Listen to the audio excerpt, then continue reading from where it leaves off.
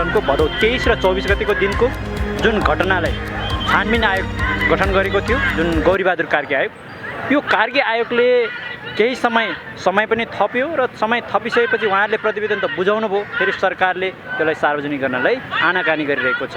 भने नेपालमा धेरै आयोगहरू यस्तै गरेर पहिला पनि विगतमा पनि ढाकछोप गर्ने, यसलाई प्रतिवेदनहरू सार्वजनिक नगर्ने, कारबाही नगर्ने जस्ता कार्यक्रमहरू नेपालमा भइरहेकै थियो।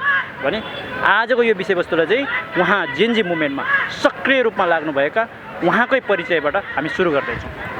नमस्कार, अभिवादन। म माजिद अन्सारी, म नेपाल ल क्याम्पसमा फाइनल सेमेस्टरमा पढिरहेको छु।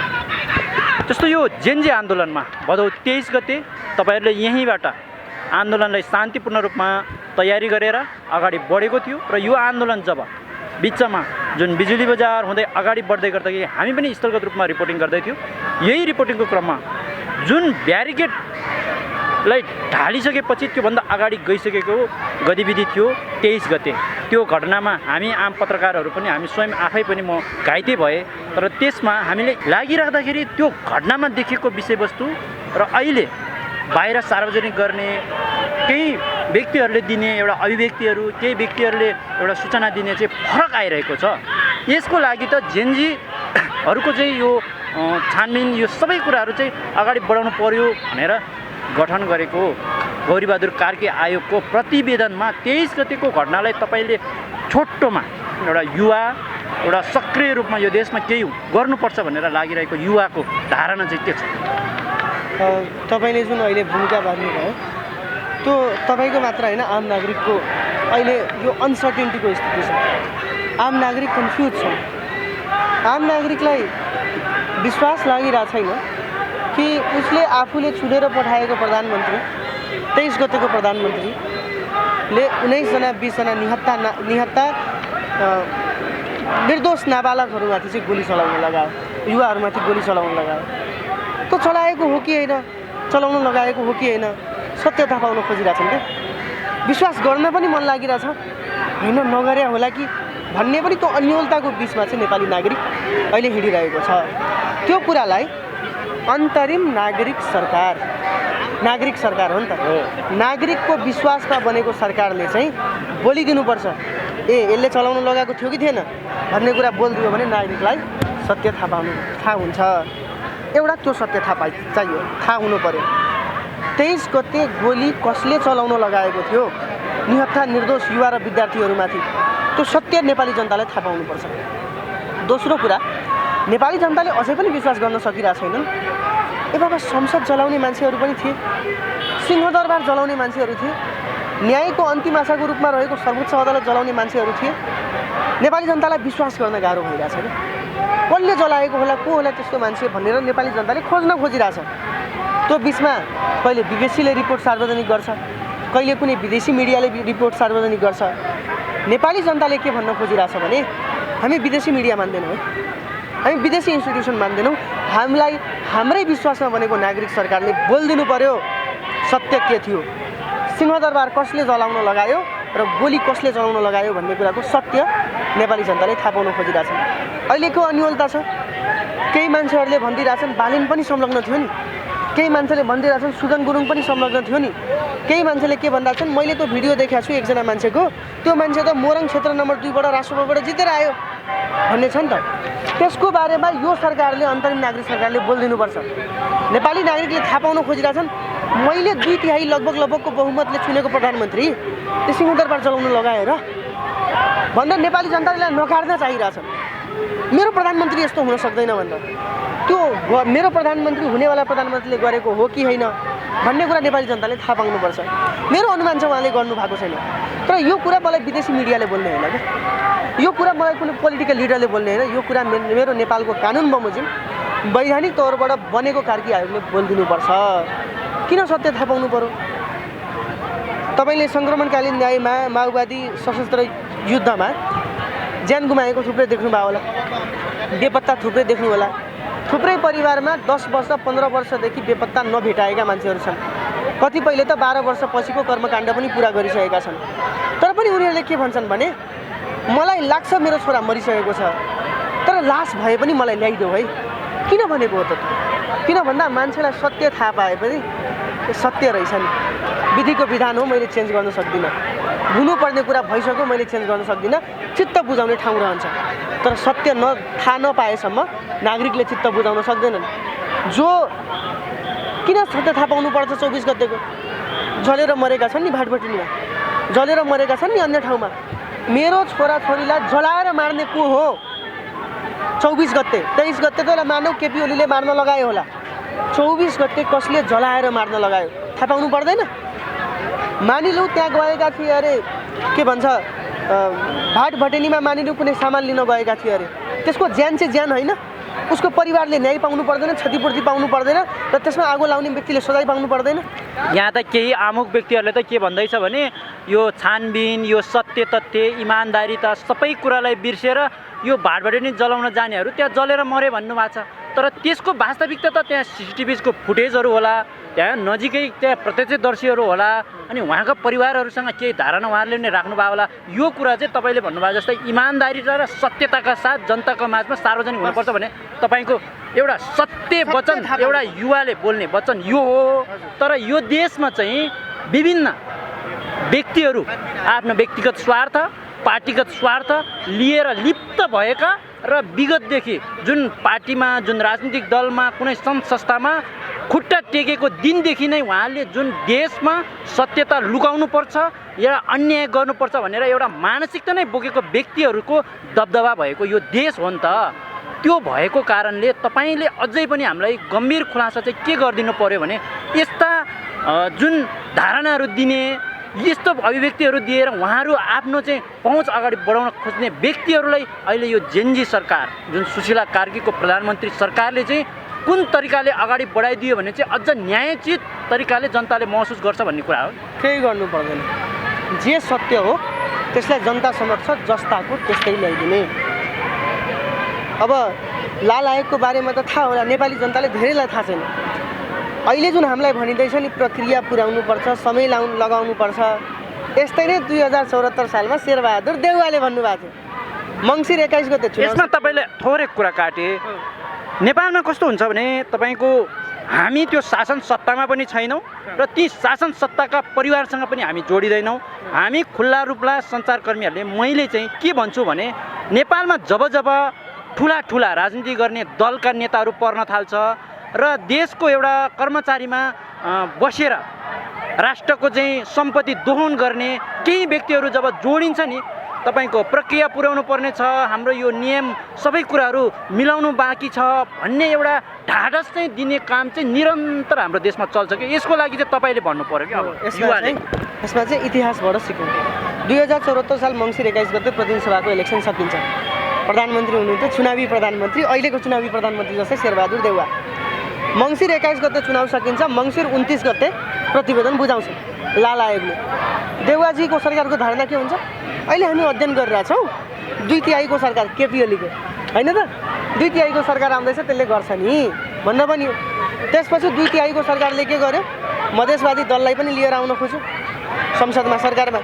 जसपाकै लागि मन्त्रालय त रोकेर राखेको थियो नि, अनि सिके राउतलाई पनि लिएर आउन खोज्यो। सिके राउतलाई के भन्यो? लाल आयोगको प्रतिवेदन सार्वजनिक गर्छौँ। रेशम चौधरीलाई पनि लिएर आउन खोज्यो सरकारमा। सबैलाई एकदमै मिठो मिठो बोलेर हामी सार्वजनिक गरिहाल्छौँ नि प्रतिवेदन भनेर लिएर आयो। के भन्नु? अहिले हामी चुनावी सरकार जान लागेको, राम्रो सरकार आइरहेछ 2/3 उसले सार्वजनिक गर्छ। अहिले पनि के भनिँदैछ? अहिले पनि चुनावी सरकार, अहिले पनि 21 गते प्रतिवेदन 21 गते चुनाव सकियो। 74मा पनि मङ्सिर 21 गते चुनाव सकेको थियो। त्यति बेला पनि 1 हप्तामा प्रतिवेदन बुझाइएको थियो। अहिले पनि 1 हप्तामा प्रतिवेदन बुझाइएको छ। त्यति बेला पनि हामी चुनावी सरकार हो, नयाँ सरकारले गर्छ भन्दा थियो। अहिले पनि हामी चुनावी सरकार हो, नयाँ सरकारले गर्छ भन्दा छ। होइन, तपाईँ नागरिक सरकार हो। नागरिक तपाईँसँग के छ? संवैधानिक सरकार हो तपाईँ? सर्वोच्चले बोलेको छ अहिलेसम्म? छैन।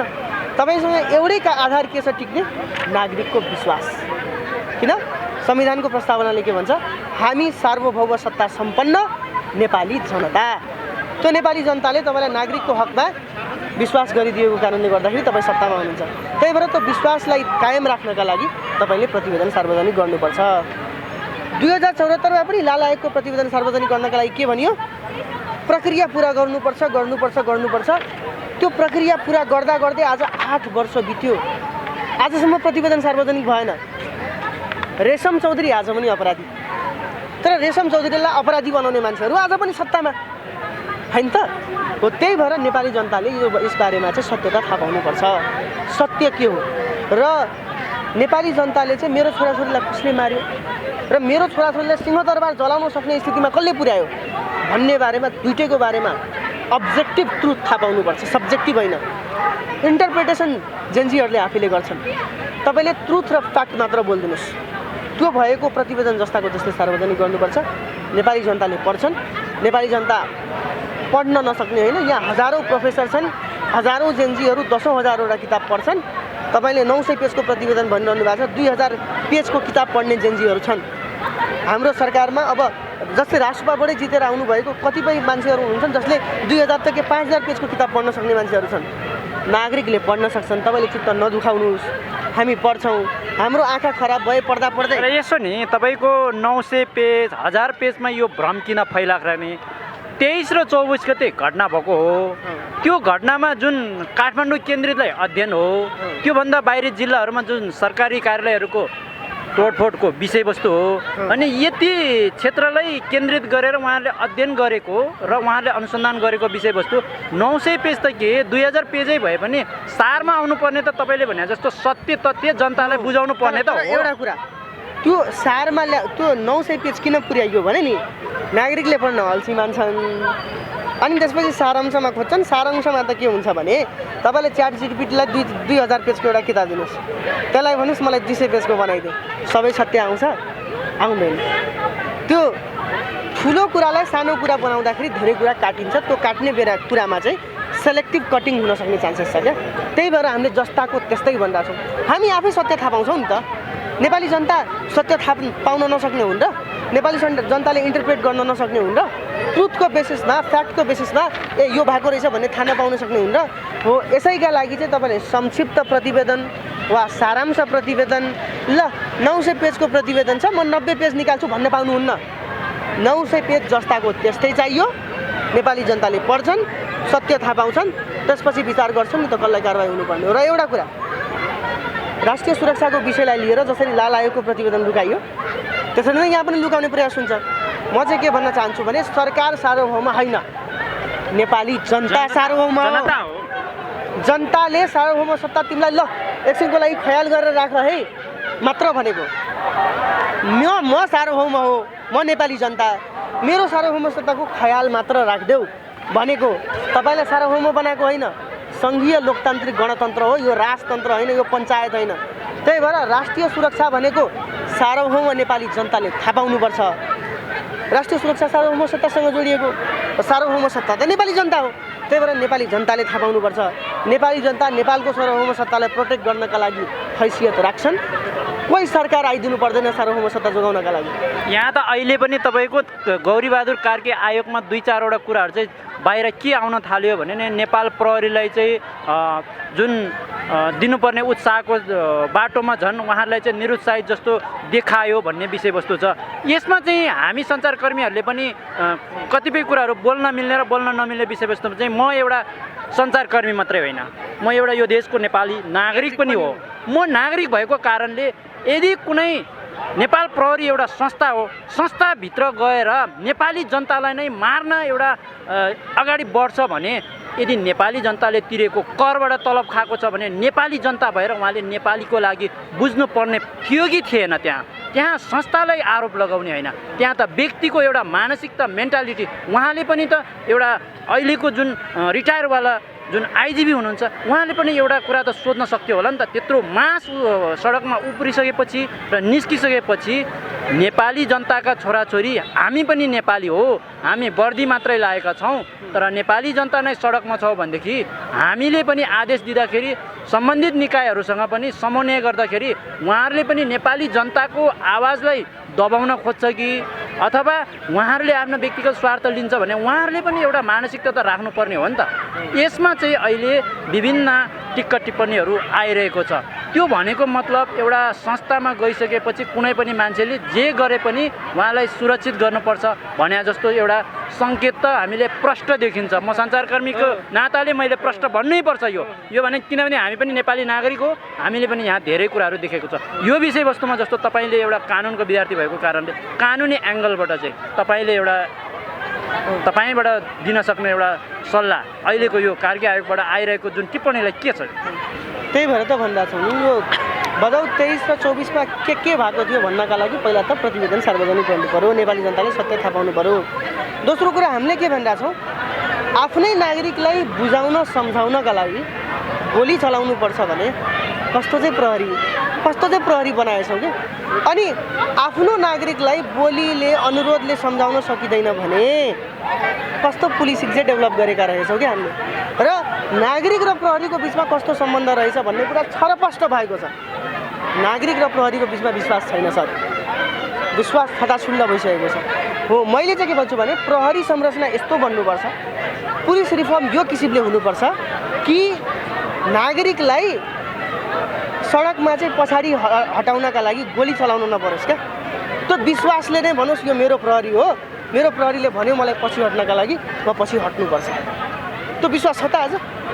छैन नि। त्यो किन छैन? यसमा तपाईँलाई छोटो कसरी जोडेँ भने मैले नेपाल प्रहरी संस्थालाई आरोप होइन, नेपाल प्रहरीमा जागिर खाने केही आमुख व्यक्तिहरूलाई म जोड्छु। यो देशमा भ्रष्टाचार हुन्छ, सुशासन समृद्धि ल्याउनको लागि धेरै अप्ठ्यारोहरू देखा पर्छ। यसमा एउटा उदाहरण के दिन्छु भने एउटा नेताको अगाडि पछाडि नेपाल प्रहरी एउटा संस्था हो, उहाँहरूले एउटा सुरक्षा अङ्ग हो, उहाँहरू त्यहाँ जानुहुन्छ, सुरक्षा दिनुहुन्छ र त्यहाँ सुरक्षा दिँदै गर्दाखेरि त्यहाँ एउटै कस्तो सिर्जना हुन्छ माहौल भने जो नेतालाई सुरक्षा दिइरहेको हुन्छ त्यो नेताले केही समय पछाडि उहाँको मन्त्री पद खाइसकेपछि र उहाँ मन्त्रीबाट छुटिसकेपछि करोडौँको अरबौँको चाहिँ भ्रष्टाचार गरेको एउटा आरोप आउँछ भने चाहिँ त्यहाँ 10-15 जना प्रहरी खटिएको हुन्छ उहाँको लागि सुरक्षाको लागि भने उहाँलाई त्यो नेताले कति भ्रष्टाचार गरिरहेछ के गरिरहेछ भन्ने कुराहरू को भेट्न आइरहेछ यी सबै कुराहरू सूक्ष्म रूपमा हेर्नको लागि नेपाल प्रहरीलाई चाहिँ एउटा वैज्ञानिक तरिकाले प्रहरी प्रशासन चलाउनु पर्ने हो। तपाईँले भन्नुभएको धारणालाई मैले त्यसरी जोडेँ किनभने हामीको यो देशमा जुनसुकै एउटा कानुनी प्रक्रियाहरू पुरा गर्नको लागि सुरुमा नेपाल प्रहरीसँग जानुपर्छ भने नेपाल प्रहरीसँग सुरुमा जानुपर्छ भनिसकेपछि तपाईँको त्यो नेताको अगाडि पछाडि लाग्ने ती सुरक्षा दस्ताले त्यो नेताले के गरिरहेछ अपराधिक गतिविधि भन्ने कुरा त प्रष्ट थाहा हुनु पर्थ्यो नि।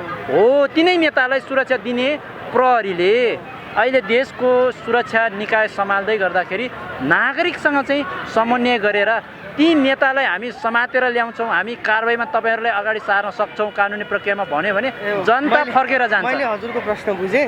मेन कुरा चाहिँ के छ भने यसका लागि 2012 को जुन प्रहरी ऐन छ नि त्यो 2012 को प्रहरी ऐन राखेसम्म यस्तो हुँदैन।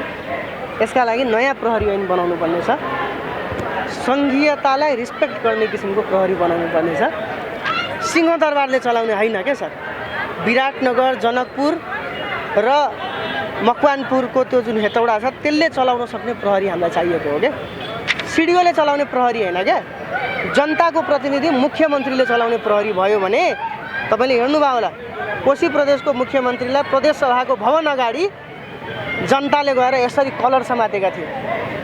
सङ्घीय कुनै मन्त्रीलाई समाएर देखाओस् त, गोली चल्छ कि चल्दैन? ज्वालाजीलाई चाहिँ रोक्न खोज्दाखेरि त्यहाँ प्रदर्शनकारीमाथि गोली चल्यो कि चलेन?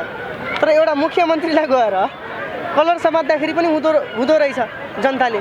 त्यो किन भन्दाखेरि मुख्यमन्त्री त नजिकको प्रतिनिधि हो नि, सिंहदरबार टाढाको प्रतिनिधि हो क्या। त्यही भएर चाहिँ डिसेन्ट्रलाइज फोकस गर्ने, प्रहरीलाई चाहिँ नागरिक चेकभित्र राख्ने, सुरक्षा निकायलाई चाहिँ नागरिक चेक सिभिलियन चेकभित्र राख्नु पर्यो। त्यसका लागि चाहिँ पुलिस रिफर्म गर्नुपर्छ। बन्दुकमा आधारित प्रहरी होइन, बलमा आधारित प्रहरी होइन, डरमा आधारित प्रहरी होइन, विश्वासमा आधारित प्रहरी बनाउनुपर्छ। यसका लागि नयाँ प्रहरी ऐन ल्याउनुपर्छ। यसका लागि प्रहरीलाई सशक्त बनाउनुपर्छ। यसका लागि प्रहरीको सरुवा बढुवा लगायतको कुरालाई चाहिँ स्पष्ट एउटा मापदण्ड बनाउनुपर्छ। कुनै प्रहरीले आफ्नो कुरा मानेन सरुवा गराइदिउँ यस्तो डरको मनोविज्ञान विष राखेको प्रहरीले काम गर्न सक्दैन। एउटा घटना हुन्छ, त्यो घटनाको बारेमा वैज्ञानिक प्रमाण सङ्कलन गर्नका लागि उनीहरूसँग प्रविधि छैन, टेक्नोलोजी छैन। अझै पनि 2012 सालमा जस्तो प्रविधि थियो त्यसरी चाहिँ कतिपय ठाउँमा, सबै ठाउँमा होइन, कतिपय ठाउँमा चाहिँ त्यस्तै ट्रेडिसनल नोसनमा चाहिँ गइराख्नु परेको छ। प्रहरीलाई अधिकार नदिने, प्रहरीलाई सेवा सुविधा नदिने, प्रहरीलाई 30-35 हजारको जागिरमा चाहिँ लिमिटेड गरेर राख्ने, अनि प्रहरीलाई अनुसन्धान गर्न पनि प्रहरी चाहियो, अपराध रोक्न पनि प्रहरी चाहियो, दङ्गा रोक्न पनि प्रहरी चाहियो, नेताको सुरक्षामा पनि प्रहरी चाहियो। प्रहरीलाई यति धेरै काम दियो भने प्रहरी मनोवैज्ञानिक दबावमा रहन्छ। धेरै प्रहरी अहिले मनोवैज्ञानिक समस्याबाट गइरहेको छ, धेरै प्रहरीको पारिवारिक समस्याहरू क्रिएट भइरहेको छ, धेरै प्रहरीको घरको परिवार बिग्रिरहेको अवस्था छ। यस्तो हो नि सर, तपाईँले प्रहरीको विषयवस्तुलाई अलिक केन्द्रित गर्दाखेरि त नेपालमा एउटा सरकारी जागिर खाएर आफ्नो परिवार पाल्न नसक्ने वातावरण त तपाईँले कानुन पढेको विद्यार्थीले छर्लङ्गै छ। म सञ्चारकर्मी र मैले कैयौँ सरकारी कर्मचारीहरूसँग भलाकुसारी गर्दाखेरि पनि उहाँहरूको के छ भने 35 हजारको तलब हुन्छ, 35 हजारको राम्रो स्कुलमा पढायो भने बिल आउँछ छोराछोरीको। यसको लागि तपाईँ युवाहरू र कैयौँ त्यसकै लागि चाहिँ हामीले के भन्दा छौँ भने अब प्रहरीलाई गृहमन्त्रीले चलाउनु हुँदैन क्या, अब प्रहरीलाई प्रहरी ऐनले चलाउनुपर्छ, अब प्रहरीलाई प्रहरी नियमावलीले चलाउनुपर्छ, अब प्रहरीलाई चाहिँ प्रदेशको सम्बन्धित ऐनले चलाउनुपर्छ, प्रदेशको सम्बन्धित नियमावलीले चलाउनुपर्छ। यो सिंहदरबारले